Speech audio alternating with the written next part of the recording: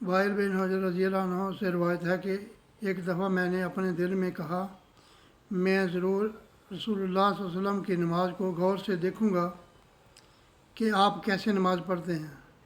चनाचे मैंने तवज्जो से आपकी तरफ देखा। आप खड़े हुए, अल्लाह अकबर कहा और अपने दोनों हाथ उठाए हत्ता कि आपके कानों के बराबर हो गए। कानों से ऊपर नहीं, कानों के बराबर हो गए। फिर आपने अपना दायां हाथ अपने बाएं हाथ की हथेली, जोड़ और कलाई पर रखा। फिर जब आपने रुकू करने का इरादा फरमाया तो आपने इसी पहले रफ़ा दैन की तरह हाथ उठाए और आपने अपने हाथ अपने घुटनों पर रखे। फिर जब आपने अपना सर उठाया तो इसी तरह रफ़ा दैन किया। फिर सजदा किया तो अपने दोनों हाथों को अपने कानों के बराबर रखा।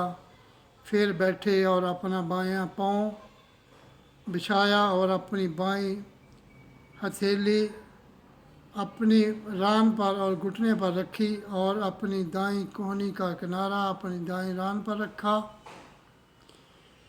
फिर हाथ की दो उंगलियां बंद की और दरमियानी उंगली और अंगूठे से हल्का बनाया।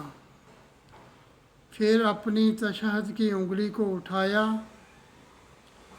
चनाचे मैंने देखा आप उसे हरकत देते थे, इसके साथ दुआ करते थे। इस हदीस से हमें तीन मसले मिलते हैं। पहला तो है हाथ कहाँ तक उठाए जाएं। तो आप सल्लल्लाहु अलैहि वसल्लम ने कहाँ तक उठाए हाथ? कानों तक। कानों तक, यहाँ कानों को ऐसे नहीं करना, कानों तक हाथ उठाए। तो क्योंकि ऐसे करेंगे तो ये तो कानों से हाथ सर से भी ऊपर चले जाते हैं। आप सल्लल्लाहु अलैहि वसल्लम की सही सुन्नत ये है कि आप सल्लल्लाहु अलैहि वसल्लम कानों तक हाथ उठाए। ठीक है।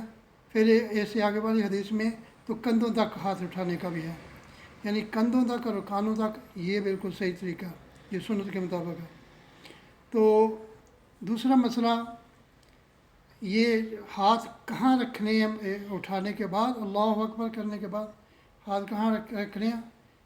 ये गुट जो है ना, इसकी जोड़ के ऊपर जोड़, इसको ऐसे ऐसे रखा, यहाँ बांधा, ये नाफ के नीचे जाता ही नहीं है, ऐसे बांध के ना। तो ये भी मसला हल हुआ।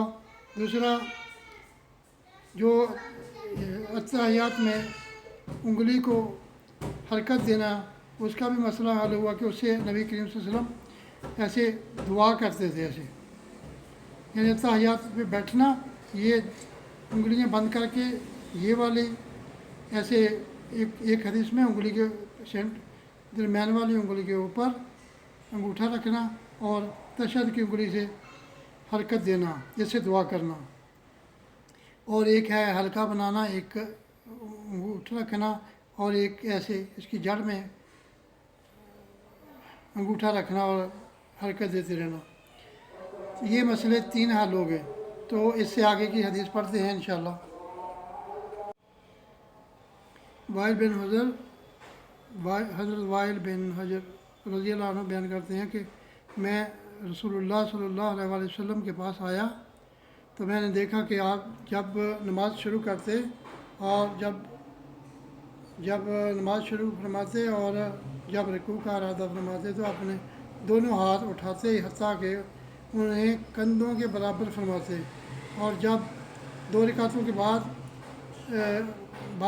बैठते तो बाएं पाँव को बिछाते और दाएं को खड़ा करते और अपना दायां हाथ अपनी दाईं रान पर रखते और अपनी तशहद की उंगली दुआए तशहद के लिए उठाते और बाएं हाथ बाएं रान पर रखते। फिर मैं अगले साल आया तो मैंने देखा कि सहाबा कराम रज़ी अल्लाह अन्हुम अपने जुब्बों में से रफ़ा दैन करते थे, यानी सर्दी का मौसम था तो वो जुब्बा पहना होता है ना, उसके अंदर से रफ़ा दैन करते।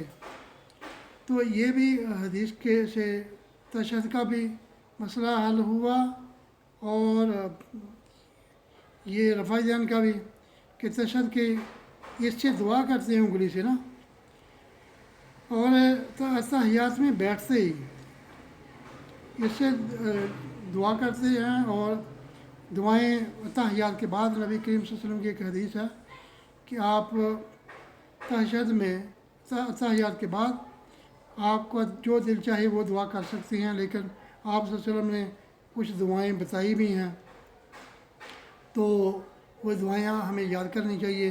ان میں سے ایک دو تین میں آپ کو بتا دیتا ہوں کہ نبی کریم صلی اللہ علیہ وسلم فرماتے کہ حضرت ابوبکر صدیق رضی اللہ عنہ کو فرمایا کہ ایک تو تحیات کے بعد یہ آپ پڑھا کریں، اللہم انی ظلمت نفسی ظلما کثیرا ولا یغفر الذنوب الا انت فاغفر لی مغفرۃ من عندک وارحمنی انک انت الغفور الرحیم۔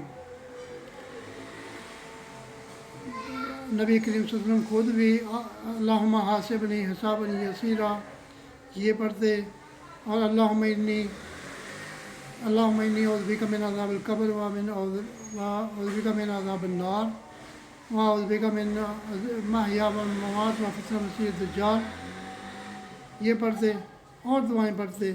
تو ہمیں بھی دعاؤں کو یاد کرنا چاہیے اور نبی کریم صلی اللہ علیہ وسلم کی اطاعت کرنی چاہیے، کیونکہ جس کی اطاعت نہیں ہے، جو نبی کریم صلی اللہ علیہ وسلم کے طریقے پر نہیں ہے، اس کی نماز نہیں ہوتی۔ تو ہمیں اللہ کے نبی سے اگر محبت ہے تو نبی کریم صلی اللہ علیہ وسلم کے طریقے پہ نماز پڑھنی چاہیے۔